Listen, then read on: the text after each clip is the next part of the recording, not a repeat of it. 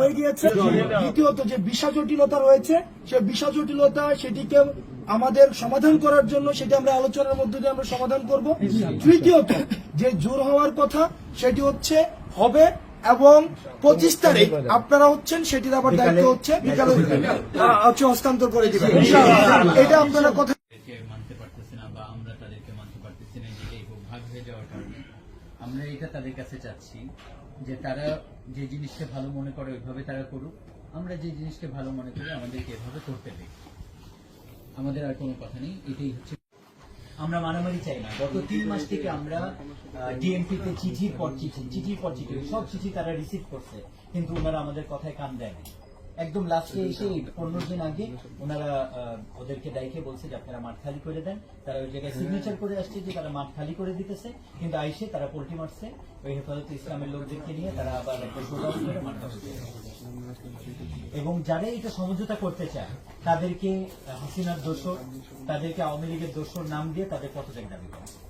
যারা এটা সমঝোতা করতে চায়, ইনসাফের কথা বললে তাদের কথা হচ্ছে আমাদের কোনো অস্তিত্ব নেই, এদেরকে বাংলাদেশ থেকে ভাগায় দাও, এরা হইতেছে আওয়ামী লীগ, এরা হাসিনা, এরা ইন্ডিয়ার দোষর, এদেরকে বাংলাদেশ থেকে উঠায় দাও, এটা হচ্ছে তাদের কথা। এখন আমাদের ইজতেমা কালকের থেকে আমাদের জোর 5 দিনের জোর, পুরো বাংলাদেশ থেকে 5 লক্ষ মানুষ সব আগামী এই ভোর 3টার মধ্যে সবাই চলে আসছে। এখন এই মানুষদেরকে এখানে ঢুকানো, পুলিশও চাচ্ছে যে ওনারা বের হয়ে যাক, আমরা ঢুকি, এই একটা জিনিস। আর একটা হচ্ছে আমাদের এখানে যারা এই যে বিভিন্ন জায়গায় আমাদের তবলিগের যে সমন্বয়ক ছেলেরা আছে এখানে সবাই আসছে, মূল যারা যাদের ব্যাপারে বলছিল ওরা সবাই এখানে আসছে, ওরা আরো আসতেছে। কতক্ষণ লাগবে? নজরুল ভাই আসছে? আচ্ছা, আসতে বলো তো। ওনারা 5 জনে একজন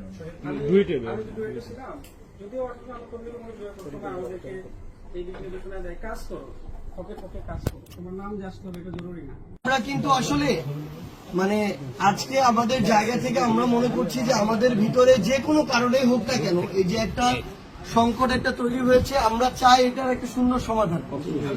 এই জন্য কিন্তু আমরা নিজেরাই প্রথম এখানে আসছি এবং এরপরে আমরা আরেক জায়গায় আমরা সেখানে গিয়েও এখন বসবো। তো আমরা ইনশাআল্লাহ আমরা কালকের মধ্যেই আমাদের এই যে দুইটি অপ্রত্যাশিত ভাবে 2টা পক্ষ হয়েছে একসাথে বসার আমরা কালকের মধ্যে ইনশাআল্লাহ ব্যবস্থা করবো। এবং আমরা চাই আল্লাহ রহমতটা করুক, আমাদের দিলটা নরম করুক, যে আমাদের কালকেই সমস্যাগুলো সমাধান হয়ে যাবে।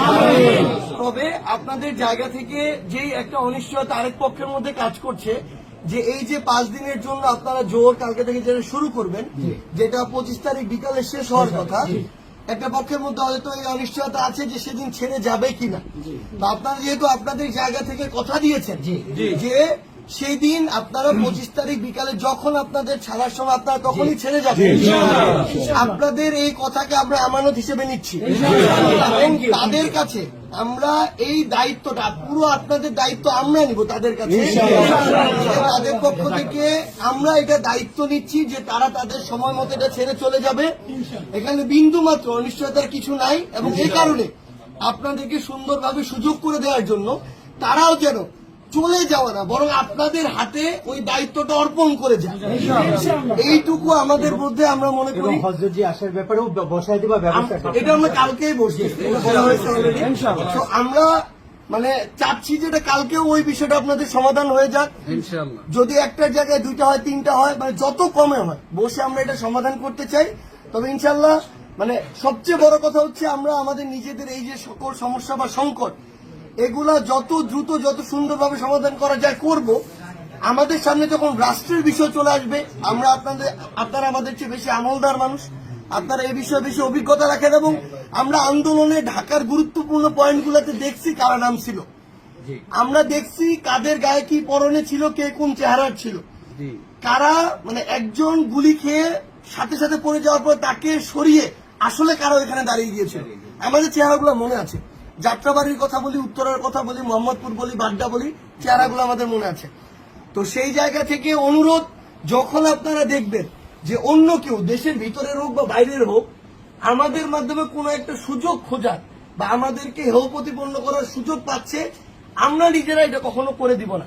এবং আমরা বিশ্বাস করি যে ইনশাআল্লাহ কালকের মধ্যেই আমরা দুই পক্ষ বসে এই যে সমাধানটা, এই সমাধানটা করব।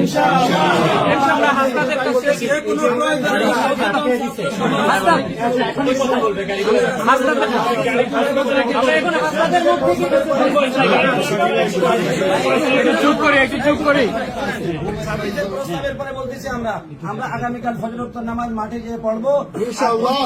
25 তারিখ ফজরোত্তর আগে আমরা বেরোয় চলে যাবো। এখন আমরা হাসপাতাল থেকে এখন কিছু শুনবো ইনশাআল্লাহ। 25 বিকালে আচ্ছা 25 বিকালে। আচ্ছা 25 বিকাল আচ্ছা তাহলে আচ্ছা আমাদের আজকে যে আলোচনাটি হয়েছে এবং এটা ফলপ্রসূ আলোচনা হয়েছে একটা মানে হৃদ্যতাপূর্ণ পরিবেশে, এবং সেটা হচ্ছে যে আমাদের যেই উদারতা আমরা আমাদের প্রত্যাশা থাকবে উভয় পক্ষের এই উদারতাটা থাকবে নিশ্চয়ই। আমরা আজকে যে এখানে ডিসিশনটি হয়েছে সেটি হচ্ছে আগামীকাল যে উপদেষ্টার বাসার সামনে অবস্থান কর্মসূচি সেটি প্রত্যাহার হবে, এবং দ্বিতীয়ত যে প্রত্যাহার হয়ে গিয়েছে, দ্বিতীয়ত যে ভিসা জটিলতা রয়েছে সে ভিসা জটিলতা সেটিকে আমাদের সমাধান করার জন্য সেটি আমরা আলোচনার মধ্যে দিয়ে আমরা সমাধান করব। তৃতীয়ত যে জোর হওয়ার কথা সেটি হচ্ছে হবে, এবং 25 তারিখ আপনারা হচ্ছেন সেটির আবার দায়িত্ব হচ্ছে বিকালে হচ্ছে হস্তান্তর করে দিবেন।